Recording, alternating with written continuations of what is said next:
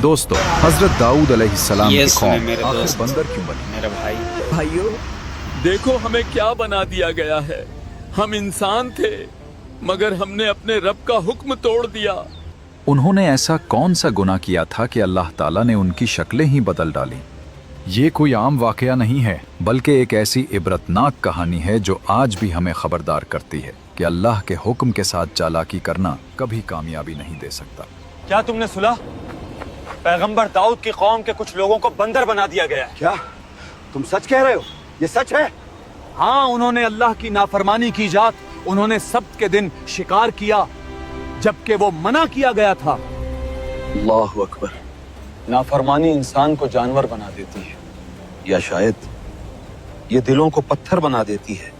हजरत दाऊद अलैहिस्सलाम के ज़माने में बनी इसराइल के कुछ लोग एक समंदरी एला नाम की बस्ती में रहते थे। शहर ईला में रहने वाले बनी इसराइल को अल्लाह ताला ने हफ्ते का दिन इबादत के लिए खास करने और उस दिन तमाम दुनियावी मशागिल तर्क करने का हुक्म दिया।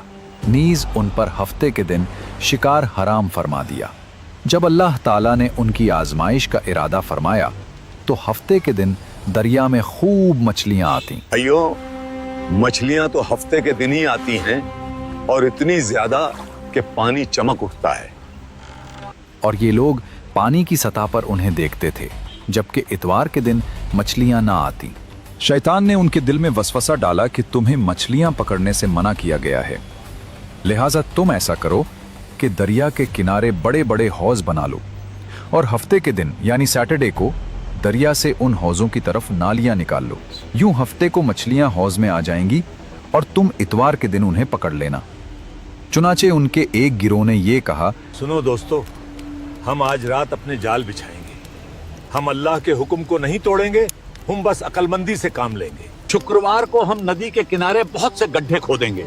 शनिवार की सुबह हम नदी से उन गड्ढों तक नालियां बनाएंगे, जिन नालियों के जरिए पानी के साथ आकर मछलियां गड्ढों में कैद हो जाएंगी, और रविवार के दिन हम उन्हें बाहर निकाल लेंगे।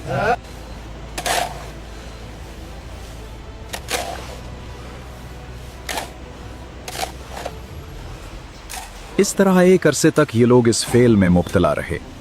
इनके इस अमल की वजह से इस बस्ती में बसने वाले अफराद दो गिरोहों में तकसीम हो गए थे।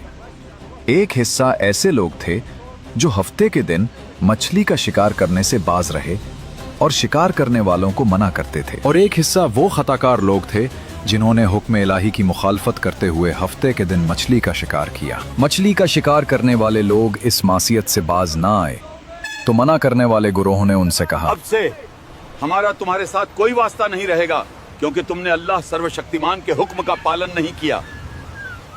इसके बाद उन्होंने गांव तकसीम करके दरमियान में एक दीवार खींच दी। मना करने वालों का एक दरवाजा अलग था जिससे आते जाते थे, और खताकारों का दरवाजा जुदा था। हजरत दाऊद अलैहिस्सलाम ने उन खताकारों पर लानत की तो एक रोज मना करने वालों ने देखा कि खताकारों में से कोई बाहर नहीं निकला। Something is wrong. और इन्होंने ख्याल किया कि शायद आज शराब के नशा में मदहोश हो गए होंगे। चुनाचे उन्हें देखने के लिए दीवार पर चढ़े तो देखा कि वो बंदरों की सूरतों में मस्ख हो गए थे। अब ये लोग दरवाज़ा खोलकर अंदर दाखिल हुए तो वो बंदर अपने रिश्तेदारों को पहचानते और उनके पास आकर उनके कपड़े सूंघते थे, और ये लोग उन बंदर हो जाने वालों को नहीं पहचानते थे। इन लोगों ने बंदर हो जाने वालों से कहा, क्या हम लोगों ने तुम्हें इससे मना नहीं किया था? उन्होंने सर के इशारे से कहा, हाँ। इसके 3 दिन बाद वो सब हलाक हो गए और मना करने वाले सलामत रहे। बंदर बन जाने वालों की तादाद 12,000 थी। ये सब 3 दिन तक जिंदा रहे और इस दरमियान में कुछ भी खा पी ना सके, बल्कि यूं ही भूखे प्यासे सब के सब हलाक हो गए। शिकार से मना करने वाला गिरोह हलाकत से सलामत रहा, और सही कौल ये है कि दिल से बुरा जानकर खामोश रहने वालों को भी अल्लाह ताला ने हलाकत से बचा लिया।